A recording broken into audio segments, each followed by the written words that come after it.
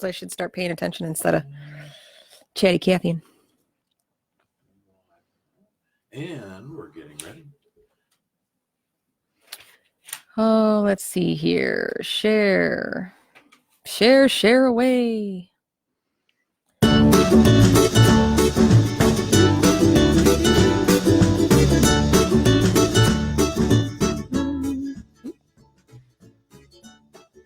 Facebook Live. You know, I wear a lot of Blackhawk stuff. If anybody ever wonders where I'm at, I just realized that this is like the third Blackhawk shirt I wore. The funny thing is, I haven't watched it in a while. And there you have a shout out for the Blackhawks. No, right? On My LoSo Lifestyle. It is 11 o'clock in the morning on 21.6 The Net. And this is another episode of My LoSo Lifestyle with Mary Shep. Mary, why don't you recap us on what was up last week? So last week we were talking about holiday eating and eating around the holidays and high sodium items to watch for, different recipes, different ideas. I talked about how I posted my entire Thanksgiving menu on my page at My LoSo Lifestyle. So if you're looking for a complete from beginning to end, everything from how to cook the bird to a stuffing. Sadly, the stuffing that I had always made, I used a no salt bread that I really liked, a Swiss bowl from Jewel, our local grocery store. And they stopped selling it. They can still get it. You can order it, or you can make your own no salt bread, because when you're using a bread in like a stuffing or a bread pudding of something of that nature, if you make a no salt bread, so it's not a super flavorful bread, it doesn't really matter how it turns out, because you're going to cut it in chunks, let it get crusty, and put it in a stuffing with other seasonings. So you can kind of do whatever the heck you want with it. But that entire recipe is on there, from the turkey down all the way to some sides and the whole 9 yards, including a dessert. But we talked about some high ticket items, which are surprisingly the turkey and the ham, and mashed potatoes and gravy. So if you wanted to learn a little bit more about that, you can obviously check out the last week's show. The other big thing was educating your friends and family. You can't go somewhere with an expectation when you didn't set the expectation. You know, you go somewhere expecting them to give a vegetarian option because they assume, or you assume, that they know you're a vegetarian is just ridiculous. The same with low salt or low sugar. If you didn't set the expectation, you didn't educate them, how the heck are they going to know? Because a lot of times especially with low sodium or low sugar, they say, well, I didn't add any salt, or I didn't add any sugar. Well, as a lot of us who've been doing this a while have learned, there's a heck of a lot more to it than I just didn't add the salt in the recipe. Well, yeah, especially what you've been describing over the last few episodes. It just, now I actually even find myself looking. Right. I'm like, I wonder how much is it? Holy cow. And then I eat it anyway because I'm salty. Well, that's what's funny is I really try not to be that person that when someone quits smoking, or they quit sugar, or they quit salt, or they turn into that person you just don't want to be around. You really shouldn't eat that because it's horrible for you and it's going to do that. Can we just have a dinner? Can we just, like, I'm out. I want to have fun. I go out with my girlfriends all the time. A couple years ago, we went up and did a wine tour in Galena for a 60th birthday for a friend. It was a fabulous time. Everybody, I got so many messages. Why would you go on a wine tour? Are you drinking? Or did you drink? You can't drink with your liver. Really? Thanks, genius. Thanks, Captain Obvious. I can't drink with my. I was unaware. It was one weekend. We went ahead and I did it was only a couple bottles of wine. I'm good. No, seriously. None of my friends, of course, they were kind and they asked, "Are you sure?" I said, "Yeah, I'm sure. I want to go." We still had a blast. I didn't drink. I didn't push it down their throat that they should eat better or not this or that or the other. But at the end of the day, by doing what I do, so many people like yourself say, you know what? I pay attention. And by that, if you once or twice pick a better option because you're paying attention, or you go, holy crap, I had Mary's dip and it was freaking amazing, I'm going to make it that way instead of making the 5 billion milligram one that I can cheat with a packet. Well, and the surprising thing is the stuff that you've brought into the station is it's good. You're a good cook. It's good. It's really good. And and I like spices. Right. I like hot, spicy stuff. I can't really always go for that because I've dealt with ulcers in the past. But it's so I'm still slightly sensitive to some of that stuff. But it's surprising when you put it in your mouth and you go, Mm-hmm. let me see what all the other flavors taste like. It's actually pretty good. Well, that's what's funny is I make no qualms about it. It's not salted. It's not going to taste salted. It is not. If I make a ranch dip or an onion dip or something of that nature, there's certain things that I like a salted tomato. I grow tomatoes. There's no way to get around salt on a tomato. Yeah, no, I mean, I like even like tomato sandwiches. You Oh put a yeah. little salt on those. Little mayonnaise, Yeah. tomato, and some sharp cheddar cheese. Yeah. Yeah, Yep. it's good. It really is It good. is. And there's certain things, and that's where if you watch all of the other stuff, you can afford the luxury, especially when salting something directly. And we've talked about this in the past too, where salt is salt is salt. Table salt, sea salt, Celtic salt, gray salt, Himalayan. There's 8 billion different kinds of salt. They are all salt. But if you're going to pick a salt, when you do the sea salts and the Celtic salts, they're larger crystals, so a little bit goes a long way. So you can get away with just a couple little flakes of sea salt on a tomato, and you satisfy that urge, so you can have something like that once in a while. If you're watching, and I know that there is some people who are so severely restricted that they just can't, and I get that. And in the beginning, so was I. But I make no qualms. It's not a salted product. Like when I made those egg bites that you like, Those are good. they're not salted. They don't taste salted. They taste different, but they still taste good. They're super flavorful. I mean, they're really good. That's the sun-dried tomatoes. You didn't even go, oh, this needs salt. You just put it in your mouth and you're like, this is good. You're not thinking about, does this need salt or doesn't it need salt? You just eat it and then you're like, oh yeah, this tastes really freaking good. So, Alex Hey, here. Dad. Oh, there's Hal. How you doing, Hal? Good to see you. And Alex says he's heading over to Chef Mickey's in a bit. You think they'll have a LoSo version of pancakes? Probably not. I'm working on that, where I want to talk to a couple local places to create some heart healthy options, because I know, and I hate it because of the fact that there's so many dietary restrictions that all of these restaurants are expected to, do you have a vegan option? Do you have a vegetarian option? Do you have a gluten-free option? Do you have a peanut and nut-free option? Do you have a dairy-free option? And sadly, on one hand, I feel bad, but on the other hand, I'm going, you chose that path in life. You chose to be a chef. You chose to have a restaurant. You chose to serve people, and then serve the masses. You have to placate to that. I mean, if you want the business, because there are chefs out there that I know that say, hey, no, you know what? Right. This is what I make. You either eat it or you can go somewhere else, and they're fine with that. Right. But at the same time, a lot of those same chefs, they do that. But when you ask for something in advance, like I always say, don't be a dick. If you ask for it in advance, they're happy to make you something. A lot of them like the challenge. And that's where there's certain things that people are, a go-to, a breakfast item like pancakes. You can make eggs low sodium. You just don't add the salt. The eggs are fairly low on themselves. But to educate some of the people and say, you have low sodium versions that you can make. You can swap out a lower sodium baking soda or soy sauce or something of that nature and make it so that, because there's so many people that need those. And it's funny because Alex had said here, will you cook a bird for me? I'm kind of lazy. You have no idea how many times one of my best friends, Katie, she decided to have Thanksgiving at her house. Yeah. I love her to death. She's a fabulous person, but she cannot cook. So she says, I opted for Thanksgiving. Will you cook for me? So I made an entire Thanksgiving dinner for her. It was pretty funny. Should people really do that? Okay, if you're going to host Thanksgiving, should you say, hey, I want it at my house, but knowing full well you can't cook? I mean, should people do that?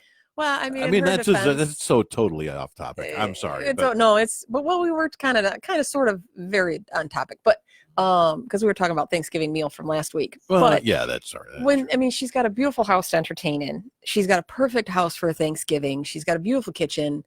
So it's one of those things, and she always sees how easy it is for me to make meals and the things that I do. So being that she's got this big, nice house and she, wanted her family over and she wanted to do it. And a lot of times you don't think of those things like, oh, I want to do Christmas or I want to do Easter. And you're like, holy shit, I got to feed 22 people. How the hell do I feed 22 people? Yeah. Yeah. It's so, but yeah, she thankfully had me to ask. And I said yes. And because I gladly cook for people all the time. You buy the bird, Alex, I'll make it for you. Well, there you go. Man, that's quite the offer there, bub. Right. Now, you did have a note here. Look at what you feed an infant. And that was a really good note last week. Yeah. Just kind of remind everybody of that real quick. So I touched on it a couple times. One was a while ago when I had said, people say you get used to not having salt. Well, you get used to having salt to begin with, because you're not going to take a 6-month-old baby or a 4-month-old baby and say, oh, wait, before you eat that, I'm going to sprinkle it with a little salt and pepper. Or, you get used to salt. You get used to processed foods. And hopefully you're not feeding your kid chicken nuggets at 3 months old. Sadly, I actually know a couple people who give their kids nothing but sugar and chicken nuggets at that age. But you typically, you don't. Most normal parents, you go to great lengths when you're the caretaker, when you're in charge of somebody else's health and well-being, whether it's an infant or a senior or anybody in between. When it's someone else, you go, oh no, you shouldn't eat this. This is garbage. These potato chips have way too much crap in them. Let's get you something healthier. Or what, you shouldn't eat that. Let's get you an unsalted version or the low sodium version. Or, same with babies. You give them real vegetables, real proteins, and you give them in small amounts. Yeah. In portion control. But then the second they can do it themselves, you're like, whatever, I don't care. Yeah. Here you go. Have some chips, have some crackers, have some processed crap, have chicken nuggets out of the freezer, or have you whatever. Find them over in the corner with the box of cookies that was hidden, but then they discovered it and they're just like, Mom, right. Mom. So. Right. And that's the thing is, when you talk about children, you make so much more of an effort than you do with yourself on anything. And it's kind of crazy to me that you do that. And it's not easy. I don't, so many people tell me that I make it look easy. Well, you do, but you've had all the practice doing that. Well, not only I've said it a billion times to my husband. I don't know what people do that don't know how to cook.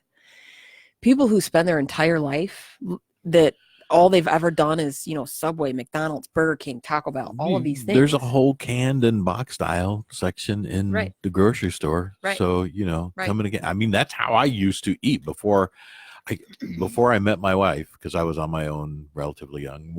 Before I met my wife, I used to shop at 7-Eleven. Right. She's like, what are you doing? I'm like, well, I got to go get some groceries.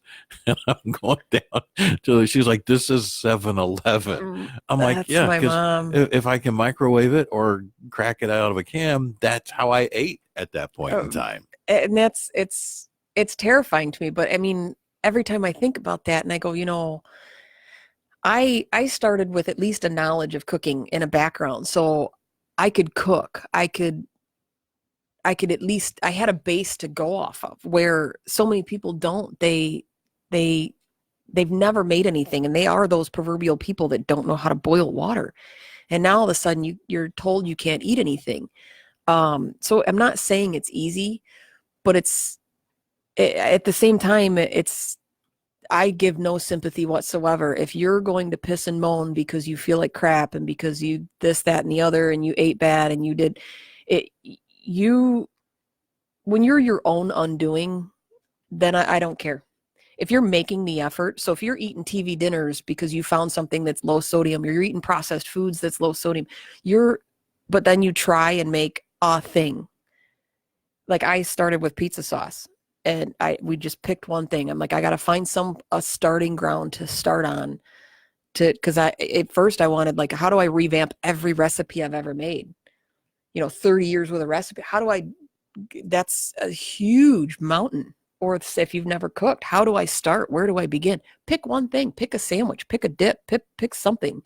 And you start there, but you're making an effort.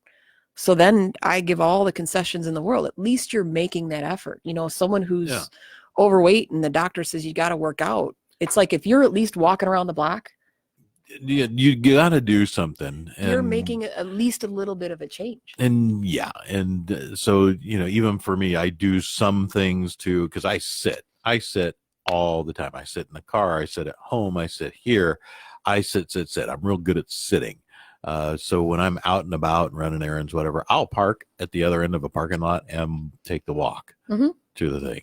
I know it's a little tiny thing, but it's a thing. And that's the other thing, is a perspective. And I know I talk about that all the time, perspective. So when you start off with the perspective of this is going to suck. I don't like cooking. I hate this. I hate that. That's not going to work. This doesn't like it. I don't like it. You just turned yourself into that 4-year-old child that doesn't want to clean their room. So when you start off with that perspective, you're kind of shooting yourself in the foot from the word go. Yeah. So if you kind of change and flip that and say, okay, I'm going to get excited about one thing. What do I like? And find what you may not like cooking, but if you love pizza, then go, okay, I freaking love pizza. So I'm going to get over the fact that I hate cooking and I'm going to figure out how to make a pizza. And you go from there and you flip that perspective a little bit to kind of change your frame of mind. And it does make it a little easier. So I'm lucky in the fact that I love to cook, mostly because I love to share my food. It's like sharing a piece of me, which is why I'm doing a show talking about salt every week. Yeah. I like to help in that aspect. So it's fun for me. And in that vein, you actually had a couple of fan questions here. So one, I get a lot of fan questions, but I figured I'd start picking a couple of them each week and discuss them. And one that it seems so obvious to me, but obviously it's not obvious to everybody else because everybody else isn't low sodium. So someone had flat out asked me, why go low sodium? Why do you need to do it? Well, the answer for me, obviously, is I have liver disease. I have advanced cirrhosis of the liver. So I have a small portion of my liver that's doing the same amount of stuff that your liver does. So altering my diet and my lifestyle has allowed me to go back to a normal lifestyle and allow my liver to function the same as yours does. So food has given me that blessing and stay off all my medicines and stuff like that. So that's my reason. But there's so many others: high blood pressure, heart disease. There's an inner ear disease, Meniere's. I can't pronounce it, but I know a lot of people that have it. And essentially the fluid in your body and that the tube in your ear that keeps your equilibrium and your balance has fluid in it, almost like a level that you'd buy in a construction department. Okay. Yeah. That little bubble is essentially in a level is the same thing that's in your inner ear, and it keeps your balance. So if you it's like when you get sick and you get dizzy, it's because it's flooded with a bunch of crap and mucus and infection that it makes you all wobbly and gives you vertigo. And there's a disease that you're sensitive to sodium and that water builds up and the same thing happens. So if your water level in your body is off at all, that's one of the places it gathers, and you're constantly in a state of vertigo. So you're nauseous, you're sick, you get motion sickness, you can't function. Wow, I did not know that was a thing. Yeah, and I do. There's a huge portion of our group in Shaking the Salt that has that disease. And I'm sure all of them will be able to correct me on how to pronounce it, but it's there. And there's obviously liver disease. Anybody who's had thyroid issues or cancer issues, a lot of times you have to watch your iodine. So they tell you to watch your salt because table salt has iodine. And then there's people, a very good friend of mine, all of her life, there's a new show called Finding the Cure or something like that, where they sick like 70,000 doctors on you to try and find out what rare disease you have. So there's enough people in the world with this rare disease that they could create a whole show. Right. So okay. But she's suffered migraines all her life. And she's also sodium sensitive. So when I had to go low sodium, one of the first things I had said is maybe you have a sodium sensitivity and there's probably something else, but she still has yet to figure out and she's been tested for sodium, and she's done, acupuncture and all of these things to try and figure out where these migraines are coming from. And eventually you just get tired of doctors throwing spaghetti at the wall to see what sticks. But she does. If she, licks a French fry, she can't get her wedding ring off. Wow. So she's just sodium sensitive. She doesn't have high blood pressure. She doesn't have liver disease. She doesn't have the, Meniere's disease or whatever it is. She's just sodium sensitive. And some people are like that. Some people are sensitive to sugars. Some, or like with gout, with tomatoes and red meat and wine and stuff like that. Everybody's genetically different, and some people are just, your mix means you can't have certain things. I mean, I met the Gouts earlier this year. I love that you call it the Gouts. They're not like they're little minions that come running around. Oh, the Gouts are here. Yeah, they're nasty folk. I don't like them. Yeah, so I mean, and of course, there's even more than that, because you have there's not just one liver disease or heart disease. There's prehypertension and hypertension and portal hypertension. There's all sorts. There's about 1 billion different things. Yeah. And so yeah, there's a lot of reasons to go low sodium. And of course you can go too low. So you always want to make that kind of lifestyle change under the guise of a doctor. Now, one of the other questions that someone asked you was, have you been taken off your sodium restrictions? So I have not, and that comes up a lot. I have not been taken off my sodium restrictions or my fluid restrictions, because usually they go hand in hand, because obviously salt makes you retain water, and you have to keep a balance, because too much water and it floods your system, and then it causes a whole host of other problems. And then, too little salt, too much salt, all that kind of stuff. We've talked on that a couple of shows. But I have been removed from all of my medications. So that's something that's pretty common, and it's kind of a win. So you'll see in our group every once in a while someone posts, has anybody else been taken off their medication? Because I just talked to my doctor, and after a year I've been taken off my medication. And it's funny to watch people. You can almost see that moment that the light bulb goes off, or it clicks in their head, that the simple little things that they've done in their diet change to change things. Oh, hey, Stan. Booze. So the little things that they've done to change their diet, and all of a sudden they start feeling like crap again. So automatically they're like, oh, nothing's working, and I'm going to go, it's horrible, and it's this. And you tend to take this woe is me depressive route. And then you go to your doctor and you find out the reason you feel like crap is because your medications are off. Why are your medications off? Is because you're maintaining through diet and lifestyle. And now you don't need these high doses of water pills and blood pressure pills and all of these other things. So they got to reduce your medication. And sometimes it is what it is. Some people, you're going to be on medication no matter how well your diet is. Sometimes you just need that assistance for the rest of your life. And there's a very good possibility that later into my life, I'm going to have to be on those medications as well. Again, at some point. But by doing what I do, I'm prolonging that inevitability, or eliminating it, because by giving my body what it needs every day, and I still have my luxuries to splurge on a regular basis, but by keeping that balance, you most definitely can alter your restrictions or your medication levels, especially if you're working hand in hand with a good doctor who you get your testing done regularly and say, okay, where's everything at, and can I reduce it? And that was where I was. I said, I was actively wanting to get off medications, because one caused another side effect, because I'm just the kind of person who's prone to side effects. So I did actively work with my doctor and said, okay, I'm going to make the effort. So we're going to go through and slowly wean me off of all of these drugs. And we did that. And over the course of about 1.5 years, 2 years, I was able to eliminate all of my medications. Wow.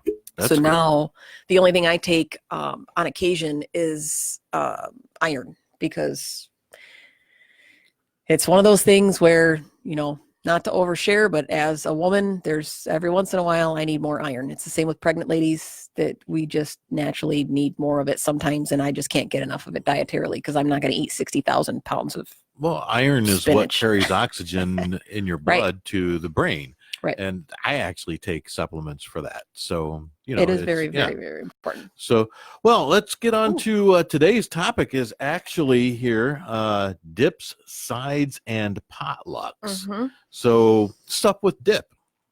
So dip, it's a hard one because the base of a dip is typically cream cheese or mayonnaise or both, or it's cream cheese, mayonnaise, and sour cream, and it's all of those things. Sour cream and yogurt are dips that you can go to that are usually on the lower side, just because to begin with, sour cream and yogurt are a little bit less. But your cream cheeses and your mayonnaise, and Greek yogurt, I guess, is a little bit on the high side. They all start anywhere from 70 milligrams and up, for a couple tablespoons. Wow. So now if you flip that and said, okay, if you go 16 ounces of sour cream on the other hand, so sour cream is the lowest, which is why most of my dips are sour cream based, because sour cream is only about 25 milligrams per serving or per tablespoon or 2 tablespoons, which is about an ounce. And you can get some that are higher, but most are on average 15, 20, 25 milligrams per 2 tablespoons of sour cream. So that's why you can make, because almost all dip recipes call for 16 ounces of sour cream, which is an actual tub. Okay. So Yeah, one whole yeah. tub of sour cream is still only 400 milligrams. And the flip side of that, if you take cream cheese at anywhere from 90 milligrams up, on average, the most common cream cheese I think is 110 milligrams for an ounce. And at 8 ounces per brick, you're looking at what? 720 milligrams for that one brick of sour or of cream cheese. Yeah. So if you use 1 or 2 of those in a dip, it goes back to that chips and salsa where you can get 16 potato chips or 14 potato chips and 2 scoops of dip. Yeah, no, I'm eating half the plate of dip is coming with me, Yeah. and I'm going back for 6 servings. So when you start with that base, you're automatically way high. Man. Yeah, that is high. Yeah. So you don't even think about it, because I'll sit there. One of my favorite things is chips and dip. Mhm. I love chips and dip. And it's funny that you say that, people like me are salted, because I have a sweet tooth, but I also, I can sit and just eat like a bag of chips Mhm. and a thing of dip. Like Right. that's a serving, which is one of the reasons too why I, Body by dip. yeah, exactly. Yeah. Body by dip. Yeah, right. Yeah. We come up with a new lifestyle diet about every week we're on here. Body by bacon, body by dip. Body by Twinkies. Oh, yeah. Body by Twinkies. Yeah. Mine would be body by Oreos. Those that know me know my downfall is Oreos. And have you seen this thing called Oreo Thins? Oh, I love them. Oh, do you? I do. See, my wife picked up some Oreo Thins, the coconut, for our middle son, Luke, and he wasn't having it. He's like, there's absolutely no reason whatsoever an Oreo should be thin. If it's not double stuffed, it's not going in my mouth. He didn't take them, but we thought he'd like them because they were coconut. And he loves coconut. It's because anyway. there's not enough filling in the middle. But I like them because when you look at cookies, I think we talked about that on the baking show. They're high because of baking soda. So when you look at, and they have salt on it on top of that. So when you look at cookies, they're usually high. So a serving size for cookies, speaking of serving sizes, is 1 or 2 cookies. If you're lucky, you get 3. And in my world, it's like I thought that they gave Oreo cookies in 2 sleeves or Thin Mints in 2 sleeves because a sleeve is a serving. Yeah. Like you sit down with a sleeve for me and a sleeve for you, and that's it. You get 2 servings out of it. Yeah. So sorry, way off topic. No, I got you off topic. Thin Mints, you can actually get, like, a serving is more like 4 cookies or something, so you can get more and feel like you're not, and they're a little bit lower in sodium. So I if I'm gonna have my splurge, I have my thing. Now you've got a note here about season packets, ranch, and onion dip here. Yeah, the seasoning. So back to the base of your dips. If you switch from a cream cheese to a mascarpone, so mascarpone is less salted, way less salted. What's a mascarpone? It's just a cheese. It's a different, it's almost like sour cream versus creme fraiche. One's our version, one's a okay. French version. Okay. It's just the same kind of thing. It's a creamed cheese, only because it has less salt. It is mascarpone. Sweetened mascarpone is what most people know about because it's used in ladyfingers and in tiramisu. So, but when you use a mascarpone, it's like 5 or 10 milligrams per serving versus 90 or 110 milligrams per serving. But it is very plain. It is a perfect base to start with because you can season it with whatever the hell you want. So like with you with spicy stuff, if you took mascarpone and found a low sodium hot sauce, you can just mix the two together and you have a spicy cheese spread. And there's your dip that's low sodium. So you can start and make it with just about anything you want. So you can take those those cream cheese based dips and spice them up a little bit in your own way. Cool. Let's take just a quick break here. We'll come back to all these dips here in just a moment. But 216 the net, 216 the net, internet radio is a radio that it's not like any radio you've heard before. We focus on the positive aspects of almost everything. We want to be your daily dose of encouragement, which is why we have really awesome, cool shows like My LoSo Lifestyle with Mary Shep. And of course, this afternoon at 3:30, you can catch What's in Your Loaf with Deacon Skeet. But partnering with folks like, the cool people at Prime Media Consulting LLC at 847-752-0018, or finding them online at primemediaconsulting.com is what in part makes what we do possible. If you've ever wondered why your website's not showing up online where you want it to be, or if you want to make sure that you are found when someone is searching for your kind of business, Prime Media Consulting is who you need to talk to. Give them a call, 847-752-0018, or again, reach out to them on the internet at primemediaconsulting.com and learn how they can make your impression on the web. Also, incredibly awesome people like McHenry Villa, a senior living community, 815-344-0246, www.mchenryvilla.com. McHenry Villa is committed to the core values of hospitality, stewardship, integrity, respect, and humor. At McHenry Villa, their goal is to make you feel comfortable at home. Because if you're not going to feel comfortable at home, where are you going to feel comfortable? So go check them out, mchenryvilla.com, a senior living community, 815-344-0246. Now, let's get back on topic here with Mary Shep and My LoSo Lifestyle and dips. What are some good dips to make LoSo?